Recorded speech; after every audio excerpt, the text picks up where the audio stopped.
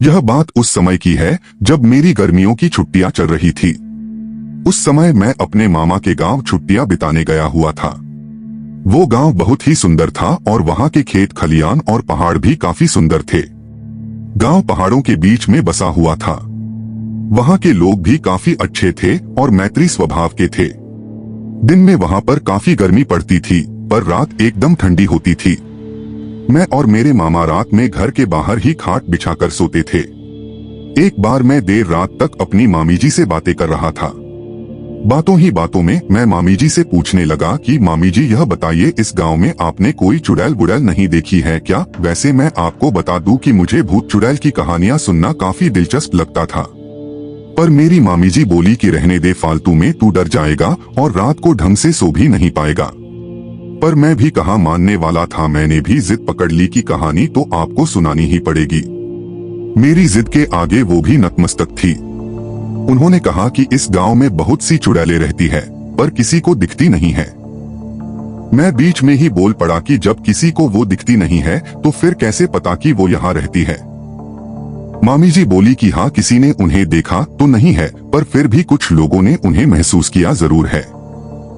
मैं बोला कि क्या आपने उन्हें देखा या महसूस किया है? मामी जी, हाँ शायद। मामी जी, आप मुझसे मजाक मत करो, अगर आपने देखा है तो बताओ, मैंने उनसे पूछा। उनका जवाब नहीं में था। मुझे उनसे कहानी सुननी थी, पर उन्होंने मुझे कोई कहानी नहीं सुनाई। मैं बाहर जाकर अपनी खाट पर लेट गया। मामा पहले से ही सो चुके थे। मैं भी सोने की कोशिश कर रहा था, पर ना जाने क्यों मुझे नींद ही नहीं आ रही थी। मैं बस उन्हीं सब चीजों के बारे में सोच रहा था कि ना जाने कब मुझे नींद आ गई। मुझे सही से तो नहीं पता, पर शायद आधी रात को मेरी नींद अचानक से किसी के पैरों की आवाज से खुली। उस समय मेरे मामा जी तो सो ही रहे थे। मैं आश्चर्य में था कि इतनी रात को कौन हो सकता है, पर मेरी इतनी हिम्मत नहीं हो रही थी कि मैं खाट से उठकर पीछे देखूं कि कौन चला आ रहा है। उस समय मैं थोड़ा डरा हुआ भी था, क्योंकि उस रात मैं मामी जी से भूत चुड़ैल की बातें कर रहा था। मैंने सोचा कि चुपचाप होकर देखता हूँ कि कौन है।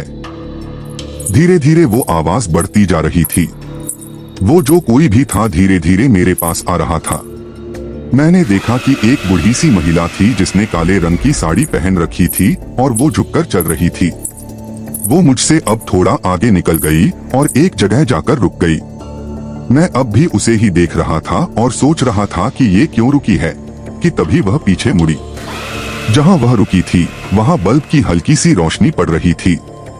मैंने उसका चेहरा देखा और सच कहूं तो मैं उसका चेहरा देखकर डर गया। उसकी नाक लंबी थी और उसके चेहरे पर अजीब सी डरावनी हंसी थी।